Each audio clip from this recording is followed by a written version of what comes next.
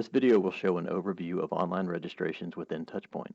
Online registrations are set up by creating an organization and configuring the options on the Registration tab. In this example, I have an event called the Men's Ministry Fall Retreat. When I pull up that organization, we see that there are currently no members listed. This means that no one has registered for this event yet.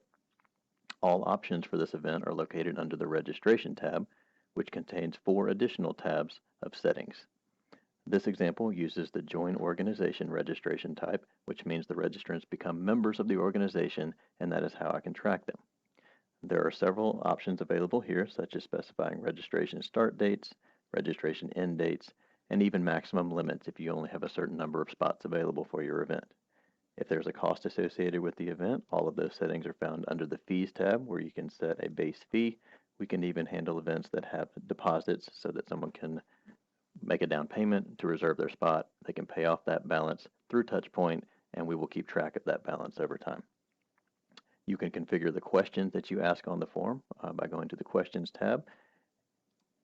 There are many question types available to select from, such as allergies, the church they attend, their doctor, and you can create your own custom questions using checkboxes, drop-downs, and even extra questions where the registrant will type in a response to you.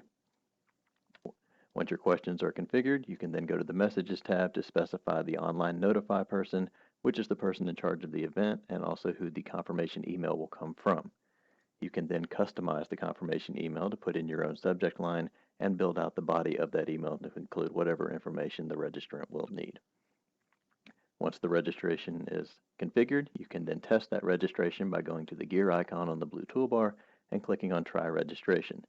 This will provide you with the public URL that you can either place on your website or email to your intended audience.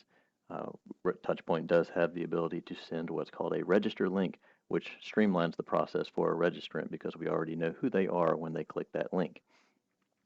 If you do choose the email option and they click that link, they will be taken straight to the form.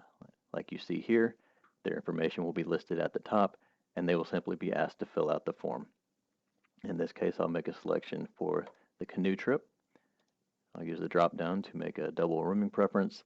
The emergency contact and phone fields were already populated because that information was already stored on his record. In those situations, we will input that information automatically. From here, I can submit this registration, which takes me to the payment page where I put in my billing information. His is already populated because it was saved on his record. And then he can make his payment type selection here, which again, this is saved on his record, so it's automatically populated for him. Registrants that are registering for the first time can choose to save their payment information using this checkbox here. Touchpoint also supports coupon codes, so if you want to generate a code to give a certain dollar amount off of this registration, you can do that.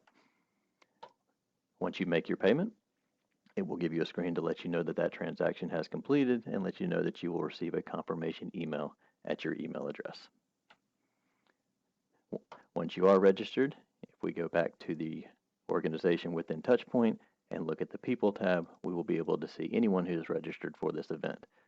So Clark Kent is now registered. I can click on his member type to see additional information about his registration, such as when he registered, which is 4:01 p.m. He had a fee of $80. He's already paid the $80, and there's no balance remaining. If he did have a balance, we would be able to see that here and track that.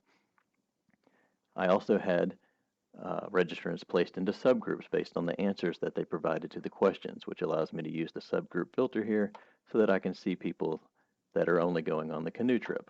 Once I filter those results, it would remove anyone else that had not chosen to go on that canoe trip.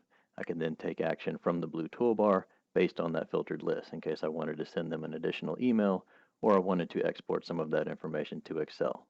All registrations do have a registration report that you can get in PDF format or also in Excel format.